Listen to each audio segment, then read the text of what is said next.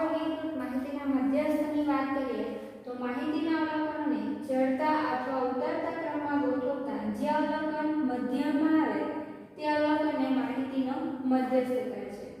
n બરાબર અવલોકનોની સંખ્યા જ્યારે અયુગ્મ હોય ત્યારે મધ્યસ્થ m શોધવું હોય, મધ્યસ્થને આપણે m વડે દર્શાવીએ છીએ તો એના ઇક્વલ ટુ n+1/2 નું અવલોકન, એટલે n જે અયુગ્મ સંખ્યા મળે એ સંખ્યા અહીંયા મૂકશું +1/2 નું અવલોકન, એટલે એ નંબરનું જે અવલોકન હશે એને મધ્યસ્થ કહેવાશે. n બરાબર અવલોકનોની સંખ્યા યુગ્મ, એટલે જ્યારે n યુગ્મ સંખ્યા હોય ત્યારે આ સૂત્ર n બરાબર n/2 + 1 n/2 નું અવલોકન n/2 + 1 નું અવલોકન ભાગ્યા 2. અહીંયા જેટલાનું અવલોકન મળશે તે આપણને અહીંયા મધ્યસ્થ m મળશે. આ રીતે અવર્ગીકૃત માહિતીમાં સંચય આવૃત્તિ, જ્યારે અવર્ગીકૃત માહિતી હોય તો એમાં સંચય આવૃત્તિ કેવી રીતે મળશે? તો આપણને કોઈ પણ અવલોકન આપેલું હોય તો કોઈ આપેલ અવલોકનની આવૃત્તિ નીચે આવૃત્તિ હોય અને એ અવલોકનથી નાના બધા જ અવલોકનોની આવૃત્તિના સરવાળાને અવલોકનની થી ઓછા પ્રકારની સંચય આવૃત્તિ કહે છે. અને એવી જ રીતે આપેલ અવલોકનની આવૃત્તિ તથા તે અવલોકનથી મોટા બધા જ અવલોકનોની આવૃત્તિના સરવાળાને થી વધુ પ્રકારની સંચય આવૃત્તિ કહે છે. હવે વર્ગીકૃત માહિતીમાં સંચય આવૃત્તિની વાત કરીએ છીએ. જ્યારે વર્ગીકૃત માહિતી આપેલી હોય ત્યારે આપેલ વર્ગની આવૃત્તિ તથા તે વર્ગની આગળના તમામ વર્ગોની આવૃત્તિના સરવાળાને આપેલ વર્ગની ઉર્ધ્વ સીમાથી ઓછા પ્રકારની સંચય આવૃત્તિ કહે છે. તે જ રીતે આપેલ વર્ગની આવૃત્તિ તથા તે પછીના તમામ વર્ગોની આવૃત્તિના સરવાળાને આપેલ વર્ગની અધર સીમાથી વધુ પ્રકારની સંચય આવૃત્તિ કહે છે. એટલે વર્ગીકૃત માહિતીમાં જે આપેલ વર્ગની આવૃત્તિ છે ને તે આગળના વર્ગોની તમામ આવૃત્તિના સરવાળાને ઉર્ધ્વ સીમાથી ઓછા પ્રકારની આવૃત્તિ કહે, અને આપેલ વર્ગના તે વર્ગ પછીના તમામ વર્ગોની આવૃત્તિના સરવાળાને આપેલ વર્ગની અધર સીમાથી વધુ પ્રકારની સંચય આવૃત્તિ કહે છે.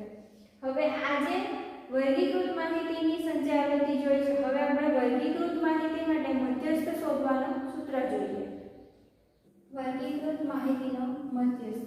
વર્ગીકૃત માહિતીમાં જે વર્ગની થી ઓછા પ્રકારની સંચય આવૃત્તિ n/2 કરતાં મોટી અને n/2 ની સૌથી નજીક હોય તે વર્ગને મધ્યસ્થ વર્ગ કહે છે. એટલે એના માટે આપણે સૌપ્રથમ n/2 શોધશું. n/2 એટલે સમેશન fi, જે આવૃત્તિઓ છે એ આવૃત્તિઓનો સરવાળો હોય એના ભાગ્યા 2. આ જે શોધીએ એના પરથી આપણે મધ્યસ્થ વર્ગ નક્કી કરીશું. n/2 કરતાં મોટી અને n/2 ની સૌથી નજીક, એટલે કે n/2 કરતાં મોટી સંચય આવૃત્તિઓ પૈકીની સૌથી નાની સંચય આવૃત્તિ. હવે એના માટે મધ્યસ્થ m નું સૂત્ર જોઈએ તો મધ્યસ્થ m બરાબર, મધ્યસ્થને આપણે m વડે દર્શાવીએ છીએ. મધ્યસ્થ m બરાબર l + n/2 - cf/f * h, જ્યાં l છે એ મધ્યસ્થ વર્ગની અધર સીમા થશે, n એટલે અવલોકનોની કુલ સંખ્યા, એટલે સમેશન f આપણે જે અવલોકન આપેલા હશે એની કુલ સંખ્યા, એટલે એનું ટોટલ કરીશું. cf બરાબર મધ્યસ્થ વર્ગની આગળના વર્ગની સંચય આવૃત્તિ, આપણો જે મધ્યસ્થ વર્ગ મળશે એના માટે આપણે જે સંચય આવૃત્તિ શોધશું એની જે આગળના વર્ગની સંચય આવૃત્તિ હશે તે cf થશે. f બરાબર મધ્યસ્થ વર્ગની આવૃત્તિ, h બરાબર વર્ગ લંબાઈ, અને બધા જ વર્ગની વર્ગ લંબાઈ જે છે સમાન છે એમ માનીને આપણે જોઈશું. કારણ કે ઉપરોક્ત સૂત્રનો જે ઉપયોગ કરશો એના માટે વર્ગો જે છે એ વર્ગો સતત પ્રકારના હોવા તે જરૂરી છે. મધ્યસ્થ શોધવા માટે સામાન્યતઃ આપણે થી ઓછા પ્રકારનું સંચય આવૃત્તિ વિતરણ છે એ બનાવવામાં આવે છે, જેના કારણે આપણે આ રીતે સરળતાથી એક્ઝામ્પલ ગણી શકીએ અને મધ્યસ્થ શોધી શકીએ છીએ. જો નીચે આપેલ આવૃત્તિ વિતરણનો મધ્યસ્થ 28.5 હોય તો x અને y ના મૂલ્યો શોધો. આપણને આવૃત્તિ વિતરણ વર્ગ અંતરાલ અને આવૃત્તિ આપેલું છે 0 થી 10, 10 થી 20, 20 થી 30. એની અંદર આવૃત્તિ આપેલી છે 5x, 20, 15y, 5, અને કુલ જે આવૃત્તિ છે એનો સરવાળો 60 આપેલો છે. હવે આપણે અહીં આ જે આવૃત્તિ વિતરણ છે એનો મધ્યસ્થ 28.5 આપણને આપી દીધેલો છે. આપણે x અને y ની કિંમત શોધવાની છે. આપણને અહીંયા ખ્યાલ છે કે આ જે છે એનો સરવાળો આપણને 60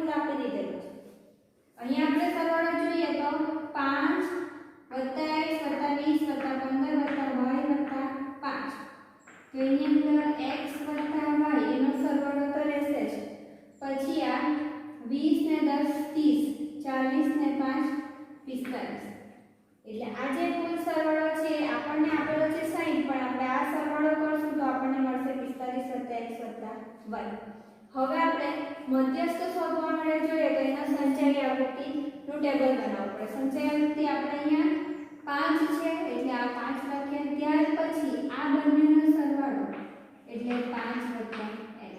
એની અંદર 20 ઉમેરીએ એટલે 25 + x થશે. એની અંદર 15 ઉમેરીએ એટલે આપણને મળશે 40 + x. એમાં y ઉમેરીએ 40 + x + y.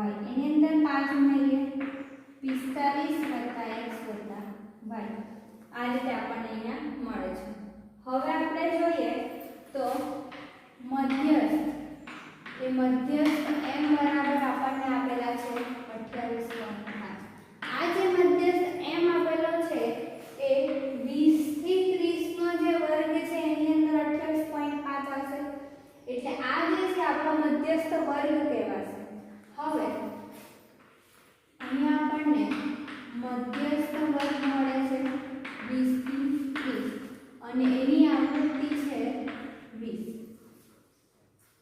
મધ્યસ્થ m મળી ગયો છે. n બરાબર આપણી પાસે છે કુલ 60 છે. તો n ભાગ્યા 2 બરાબર 30 એટલે જે n છે એના ભાગ્યા 2 કરીએ એટલે 60 ભાગ્યા 2 એટલે 30 મળશે. n એટલે અવલોકનોની સંખ્યા જે 60 આપેલી છે એ કેટલી છે 45 + x + y. 45 + x + y ભાગ્યા 2 બરાબર 30. હવે આનું જોઈએ આપણે સરવાળો તો માટે 45 + x + y 30 * 60 x + y બરાબર 60 - 45 એટલે 60 માંથી 45 જે છે તો આપણને મળશે 15 અને સમીકરણ નંબર 1 આપી દઈએ. હવે મધ્યસ્થ m નું સૂત્ર m બરાબર l + n/2 - cf/m * h. અહીંયા આ બધી જે કિંમતો છે તો એમાં આપણે l એટલે કે લોઅર બાઉન્ડ એટલે કે અર્ધ સીમા એટલે મધ્યસ્થ વર્ગની અર્ધ સીમા છે એ 20 થશે. ત્યાર પછી n/2 ની કિંમત આપણી પાસે છે 30.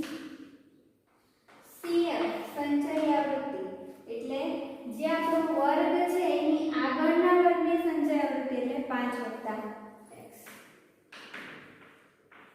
f એટલે આવૃત્તિ આપણો જે મધ્યસ્થ વર્ગ છે એની આવૃત્તિ છે આપણી પાસે 20 અને h વર્ગ લંબાઈ આપેલી છે 10. 10 માંથી 0 બાદ કરીએ તો 10, 20 માંથી 10 બાદ કરીએ તો 10 એટલે એનો હવે આપણે આની અંદર કિંમત મૂકીએ તો મધ્યસ્થની કિંમત આપણને આપેલી છે 28.5. ત્યાર પછી l ની કિંમત 20, n/2 એટલે 30 - cf એટલે 5 + x ના છેદમાં આવૃત્તિ 20 * h એટલે 10. હવે આ જોઈએ તો 28.5 - 20 આ 20 ને આપણે બાજુ લઈ આવીએ.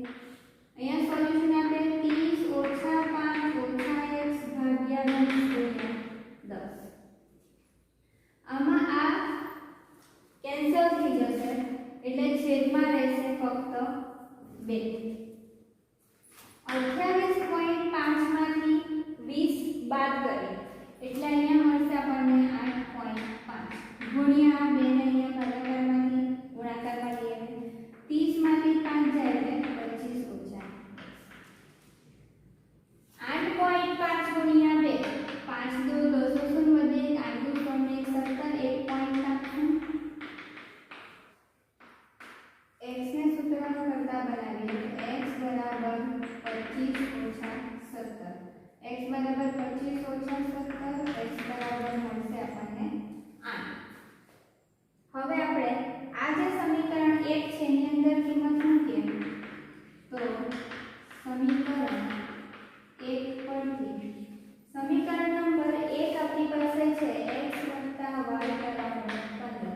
એમાં x ની કિંમત 8 મૂકીએ તો y બરાબર 15 - 8 એટલે મળશે 7. એટલે y બરાબર આપણને મળ્યા છે 7.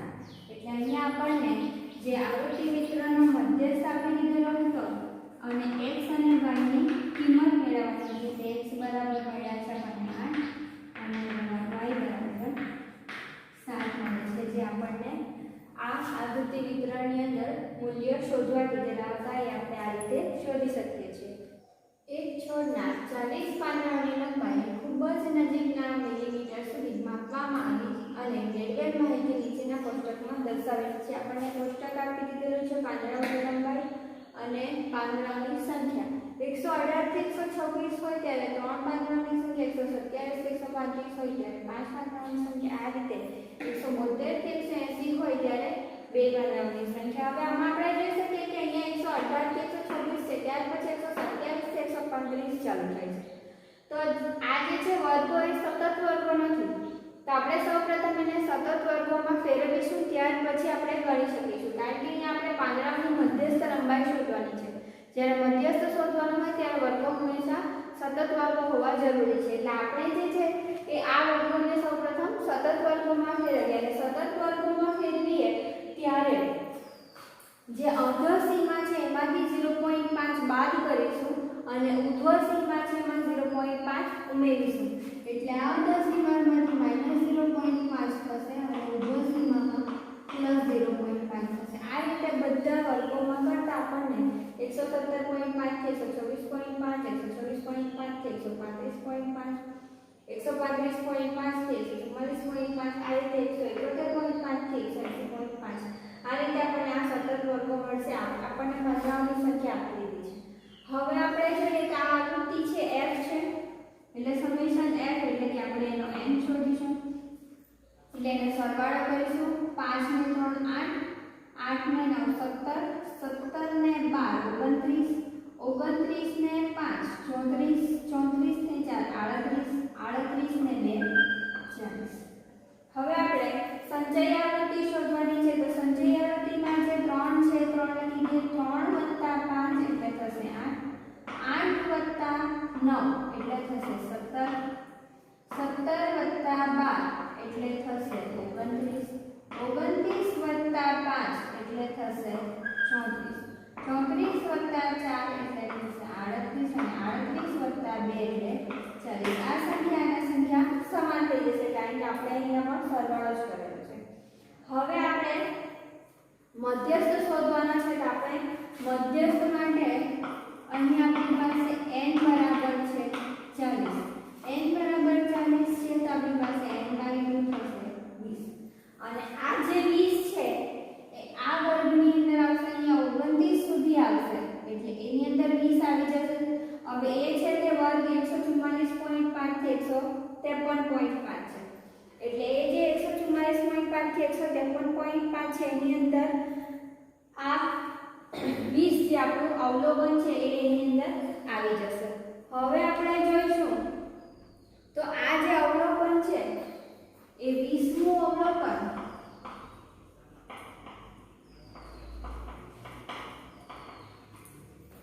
144.5 થી 153.5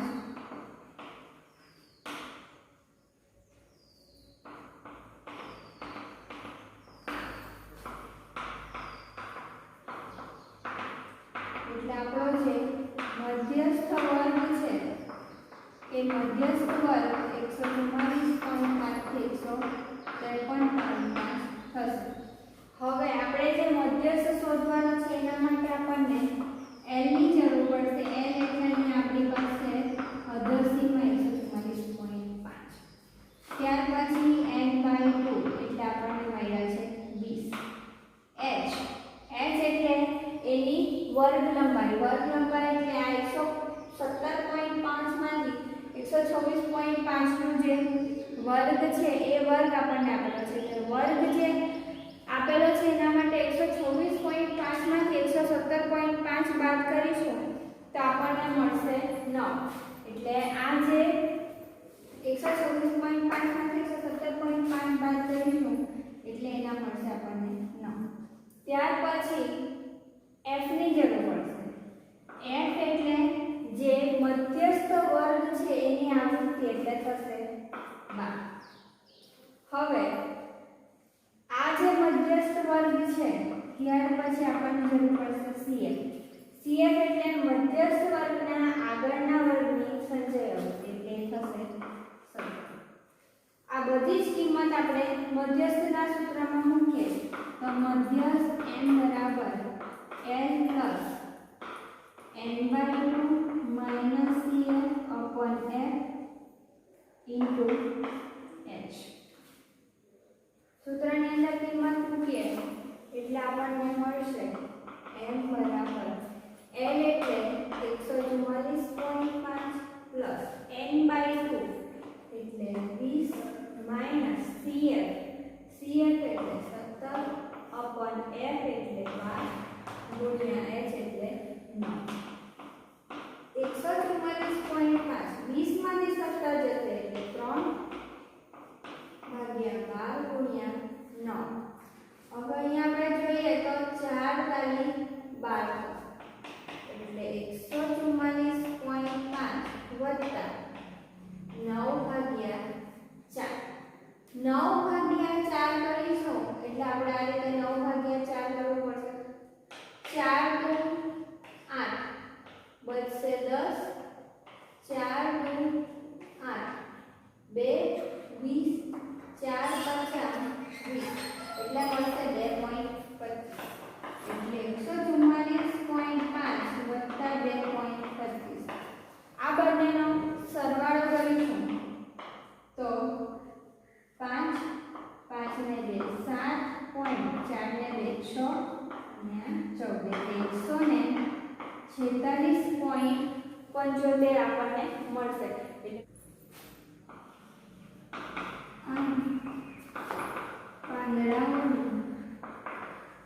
પાંદડાઓની મધ્યસ્થ લંબાઈ શોધવાની હતી એટલે પાંદડાઓની મધ્યસ્થ લંબાઈ જે છે એ આપણને 146.75 મિલીમીટર મળશે. મધ્યવર્તી સ્થિતિમાનના 3 માપો વચ્ચેનો પ્રયોગમૂલક સમય. મધ્યવર્તી સ્થિતિમાનના 3 માપો મધ્યક, મધ્યસ્થ અને બહુલક એ વચ્ચેનો પ્રયોગમૂલક સંબંધ નીચે પ્રમાણે છે. એટલે મધ્યક, મધ્યસ્થ અને બહુલક જે છે એ 3 વચ્ચેનો પ્રયોગમૂલક જે સંબંધ છે એ આ 3માંથી એક હોઈ શકે. એટલે કે 3 ગુણ્યા મધ્યસ્થ બરાબર બહુલક વત્તા 2 ગુણ્યા મધ્યક એટલે 3m = z + 2x લખી શકો. અથવા તો બહુલક બરાબર 3 ગુણ્યા મધ્યસ્થ ઓછા 2 ગુણ્યા મધ્યક એટલે કે z = 3m - 2x. અથવા તો બહુલક માઈનસ મધ્યસ્થ બરાબર 2 ગુણ્યા મધ્યસ્થ ઓછા મધ્યક એટલે કે z - m = 2m - x. આ ત્રણમાંથી કોઈ પણ એક સૂત્ર આપણે વાપરીને જ્યારે આપણને મધ્યક અને મધ્યસ્થ અને મધ્યકની કિંમત આપેલી હોય તો બહુલકની કિંમત શોધી શકીએ. જો બહુલક અને મધ્યસ્થની કિંમત આપી હોય તો x બારની કિંમત શોધી શકીએ. એટલે આ રીતે ત્રણમાંથી કોઈ પણ બેની કિંમત આપેલી હોય અને એકની કિંમત શોધવી હોય તો સરળતાથી આ સૂત્રની મદદથી આપણે શોધી શકીએ છીએ. એટલે આ રીતે આ જે મધ્યક, મધ્યસ્થ અને બહુલક એ મધ્યવર્તી સ્થિતિમાનના માપો છે એને માપો ઉપરથી વચ્ચેનો પ્રયોગમૂલક જે સંબંધ છે એ આ અથવા ત્રણમાંથી કોઈ પણ એક સૂત્રનો ઉપયોગ કરીને આપણે જે શોધવાનું છે કે બહુલક, મધ્યસ્થ અને મધ્યક જે છે ત્રણમાંથી કોઈ પણ એકની બેની કિંમત આપી હોય તો એની કિંમત શોધી શકીએ છીએ. એટલે આ રીતે આ ત્રણેયનું સૂત્ર એક જ છે પણ એને જ્યારે બહુલકને સૂત્રનો કરતા બનાવીએ તો આ પ્રમાણે મળે, બહુલક ઓછા મધ્યસ્થ કરીએ તો આપણને આ પ્રમાણે મળે. એટલે આ રીતે આપણે જે દાખલાઓ છે આ સૂત્રનો ઉપયોગ કરીને પણ આ સંબંધથી ગણી શકીએ છીએ. સંચય આવૃત્તિ વિતરણની આલેખીય પ્રસ્તુતિ. સંચય આવૃત્તિ વિતરણની જે આલેખીય પ્રસ્તુતિ છે એને સંચય આવૃત્તિ વક્ર અથવા ઓજેક અથવા ઓજીવ કહે છે. થી ઓછા પ્રકારનો સંચય આવૃત્તિ વક્ર. આ જે થી ઓછા પ્રકારનો સંચય આવૃત્તિ વક્ર છે આ દોરવા માટે x અક્ષ પર વર્ગની ઉર્ધ્વ સીમાઓ તથા y અક્ષ પર વર્ગની સંચય આવૃત્તિ છે દર્શાવાય છે અને દરેક વર્ગ માટે તેની ઉર્ધ્વ સીમા અને સંચય આવૃત્તિને અનુરૂપ બિંદુનું નિરૂપણ કરવામાં આવે છે. આ બિંદુનું નિરૂપણ કરવામાં આવે છે ત્યારબાદ બધા બિંદુઓને મુક્ત હસ્ત સળંગ વક્ર દ્વારા એ જે બધા બિંદુઓ છે એને જોઈન્ટ કરવામાં આવે છે એટલે એ જોડવાથી થી ઓછા પ્રકારનો સંચય આવૃત્તિ વક્ર મળે છે. એ જ રીતે થી વધુ પ્રકારનો સંચય આવૃત્તિ વક્ર કે x અક્ષ પર વર્ગની અધર સીમાઓ અને y અક્ષ પર વર્ગની સંચય આવૃત્તિ દર્શાવવામાં આવે છે અને દરેક વર્ગ માટે તેની અધર સીમા અને સંચય આવૃત્તિના અનુરૂપ બિંદુઓનું નિરૂપણ કરવામાં આવે છે અને આ જ બધા બિંદુઓને મુક્ત હસ્ત વક્ર અથવા તો સરળ વક્ર દ્વારા જોડવાથી વધુ પ્રકારનો સંચય આવૃત્તિ વક્ર જે છે એ આપણને મળે છે। સંચય આવૃત્તિ વક્ર અને મધ્યસ્થનો સંબંધ બંને પ્રકારના સંચય આવૃત્તિ વક્ર પરથી મધ્યસ્થ મેળવવા માટે n/2 ને સંગત હોય તેવું બિંદુ y અક્ષ પર હોય તેમાંથી x અક્ષને સમાંતર રેખા દોરવામાં આવે છે। આ રેખા આપેલ ઓજેને જે બિંદુમાં છેદે તે બિંદુમાંથી y અક્ષને સમાંતર રેખા દોરવામાં આવે છે। આ બીજી રેખા x અક્ષને જે બિંદુમાં છેદે તે બિંદુનો x યામ મધ્યસ્થની કિંમત આપે છે। એટલે આ રીતે સંચય આવૃત્તિ વક્ર ઉપરથી આપણે મધ્યસ્થની કિંમત મેળવી શકીએ છીએ।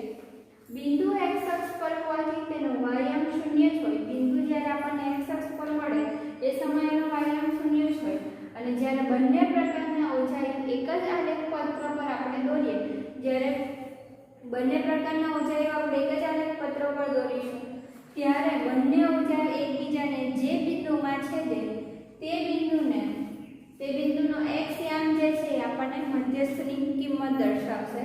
હવે નોંધ જોઈએ કે જ્યારે કોઈ પણ પ્રકારનું આપણે ઓજાઈ દોરવા માટે આવૃત્તિ વિતરણ છે એ આવૃત્તિ વિતરણના વર્ગો જે સતત પ્રકારના હોય તે આવશ્યક છે। જો સતત પ્રકારના હોય તો જ આપણે આ રીતે ઓજાઈ દોરી શકીશું। જો વર્ગો અસતત પ્રકારના હોય તો તેને સતત પ્રકારમાં પરિવર્તિત કરવા પડશે અને ત્યાર પછી આપણે જે ઓજાઈ છે દોરી શકીએ છીએ। નીચેનું આવૃત્તિ વિતરણ એક કારખાનાના 50 કર્મીઓ જે છે એનું દૈનિક વેતન દર્શાવે છે। અહીંયા આપણને દૈનિક વેતન માટે અને કર્મીની સંખ્યા આપી છે 100 થી 120 માં 12, 120 થી 140 માં 14, 140 થી 160 માં 8, 160 થી 180 માં 6, 180 થી 200 માં 10। આ રીતે જે ટેબલ આપ્યું છે આ ઉપરના આવૃત્તિ વિતરણને આપણે થી ઓછા પ્રકારના સંચય આવૃત્તિ વિતરણમાં ફેરવવાનું છે અને તેનો આજે ઓજાઈ દોરવાનો છે। હવે આ જે ટેબલ છે એને આપણે થી ઓછા પ્રકારના સંચય આવૃત્તિ વિતરણમાં ફેરવવાનું છે। તો થી ઓછા પ્રકારનું સંચય આવૃત્તિ વિતરણ કેવી રીતે થશે તે આપણે જોઈએ। તો દૈનિક વેતન રૂપિયામાં અને કર્મની સંખ્યા એ ટેબલ છે એ રહેવાનું છે, પણ આપણે થી ઓછા પ્રકારનો હવે આની અંદર જોઈએ તો વર્ગો સતત આપેલા છે તેને ફેરવવાની જરૂર નથી। 100 થી 120 અધર સીમા 100 છે અને ઉર્ધ્વ સીમા 120 તો જે ઉર્ધ્વ સીમા છે એના કરતાં ઓછું લખશું તો આ બધું જે વર્ગ છે એની અંદર આવી જશે। એટલે 120 થી ઓછું, 140 થી ઓછું, 160 થી ઓછું, 180 થી ઓછું અને 200 થી ઓછું। એટલે થી ઓછા પ્રકારનો જે ટેબલ છે એ આપણે આ રીતે બનાવી શકીએ સંચય આવૃત્તિ માટે। ત્યાર પછી કર્મીઓની સંખ્યા થી ઓછા પ્રકારનો છે એટલે સૌપ્રથમ જે 12 છે એ 12 માંથી દઈશું, ત્યાર પછી એની અંદર ઉમેરતા જશું। 12 + 14 કરશું એટલે 26, 26 માં 8 ઉમેરશું એટલે 34, 34 માં 6 ઉમેરશું એટલે 40, 40 માં 10 ઉમેરશું એટલે 50। એટલે આ રીતે આપણને સંચય આવૃત્તિ વિતરણનું ટેબલ મળે। હવે પછી આ જે છે એ x અક્ષની કિંમત અને આ જે છે y અક્ષની કિંમત એટલે 120 12 પછી 140 26 160 34 180 40 અને 250। આ જે આપણને બિંદુઓ મળી જાય છે એ બિંદુઓનો આપણે આલેખન કરવાનું છે અને એ બધા બિંદુઓને મુક્ત હસ્ત સરળ વક્ર દ્વારા જોડવાનું છે અને થી ઓછા પ્રકારનો જે આપણે ઓજાઈ છે એ મેળવી શકીએ છીએ। એટલે હવે આપણે આલેખ પત્ર પર જોઈશું।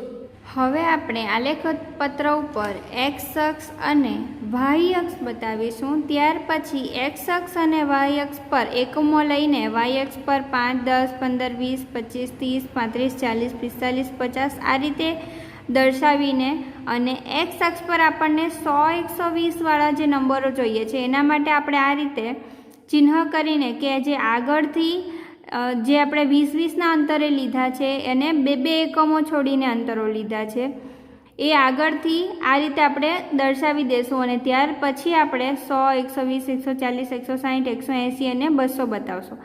આ રીતે દર્શાવાઈ જાય પછી આપણું જે પોઈન્ટ છે કે 120 અને 12 એ 120 અને 12 પોઈન્ટ બતાવ્યું છે। ત્યાર પછી 140 અને 26, 160 અને 34, 180 અને 40 અને 200 અને 50. એ રીતે આપણા જે 5 પોઈન્ટ હતા એ આપણે મેળવી દીધા છે. ત્યાર પછી એને મુક્ત હસ્ત વક્ર દ્વારા જોઈન્ટ કરીને આપણે થી ઓછા પ્રકારનો આ જે ઓજાયું છે એ ઓજાયું મેળવી શકીએ છીએ. એક વર્ગના 35 વિદ્યાર્થીઓની દાખલાની તપાસ દરમિયાન તેમના વજન નીચે પ્રમાણે નોંધાયા છે. આપણને અહીં વજન કિલોગ્રામમાં અને વિદ્યાર્થીઓની સંખ્યા આપેલી છે.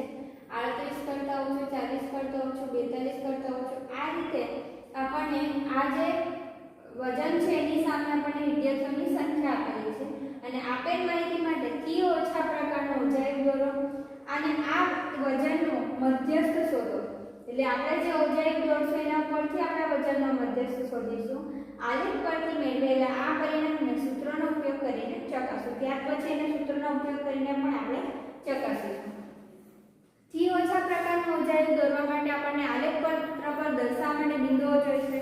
તો અહીંયા જે આપણી પાસે વજન કિલોગ્રામ છે એના આપણે એક્સએમ લઈશું અને વિદ્યાર્થીઓની સંખ્યા છે વાયએમ લઈશું. એટલે આ રીતે આપણને 38 0 40 3 42 5 46 9 46 14 48 50 32 અને 52 35 આ બિંદુઓનું જે છે એને સળંગ વક્ર મુક્ત હસ્ત દ્વારા આપણે જોડીને સંચયી આવૃત્તિ વક્ર જે છે એ મેળવશું, જે થી ઓછા પ્રકારનો આવૃત્તિ વક્ર મળશે. હવે અહીંયા જે આપણે મેળવવાનું છે કેવી રીતે મેળવીશું? તો આપણી પાસે n બરાબર 35 છે. n બાય 2 એટલે આપણને 17.5 મળશે. હવે મધ્યસ્થ શોધવાનો છે આવૃત્તિ વક્ર પરથી.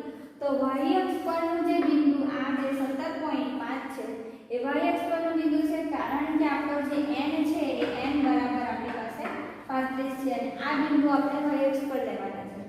એટલે 17.5 દર્શાવશું એટલે જે y અક્ષ પરનું બિંદુ છે એમાંથી આપણે x અક્ષને સમાંતર રેખા દોરીશું જે ઓજાયુને p બિંદુમાં છેદશે. એટલે ઓજાયુ પર જે બિંદુમાં છેદે તેને આપણે p બિંદુ નામ આપીશું અને p જો બિંદુ p નો જે x યામ હશે તે મધ્યસ્થની આપણને કિંમત આપશે. તેના ઉપરથી આપણે મધ્યસ્થની કિંમત શોધી શકશું. એટલે હવે આપણે આલેખ જોઈએ અને એમાં મધ્યસ્થની કિંમત મળે એ કઈ મળે છે એ આપણે બિંદુ P ને નક્કી કરીને જોઈએ.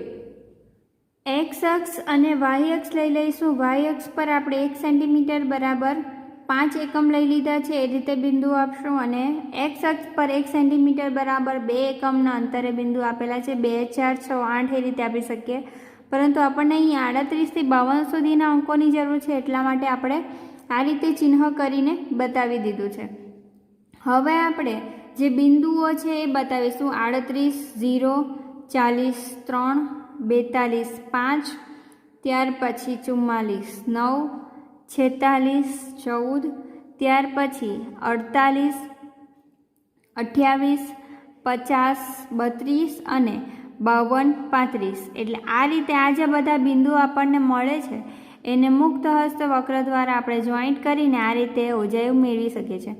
હવે આપણે અહીંયા થી ઓછા પ્રકારનો ઓજાયું દોરી દીધો છે. ત્યાર પછી આપણે જે 0.0 અને 17.5 વાળું બિંદુ એટલે કે આપણને y અક્ષ પર 17.5 જે છે એ પોઈન્ટ આપણને અહીંયા મળશે અને એ પોઈન્ટમાંથી આપણે x અક્ષને સમાંતર રેખા દોરવાની છે અને એ સમાંતર રેખા એ આ ઓજાયુને આ બિંદુમાં છેદે છે. હવે એ બિંદુના x અક્ષ પર ક્યાં છેદે છે એ જોઈએ. તો x અક્ષ પર 46.5 બિંદુ મળે છે અને y અક્ષ પરનું 17.5 બિંદુ છે. એટલે આ જે p બિંદુનો x યામ છે એ 46.5 એ આ જે આપણે મધ્યસ્થ શોધવાનો હતો વજનનો એ આપણે આ ઓજાયુ પરથી વજનનો મધ્યસ્થ 46.5 મેળવી શકીએ છીએ. હવે આપણે ઓજાયુ પરથી જોઈ શકીએ છીએ કે જે ઓજાયુ પરથી આપણે જોયું બિંદુ P જે છે એ બિંદુ P નો x યામ હતો એ બિંદુ P નો x યામ આપણને 46.5 મળે છે. જેથી આપણી પાસે જે મધ્યસ્થ શોધવાનો હતો એ મધ્યસ્થ 46.5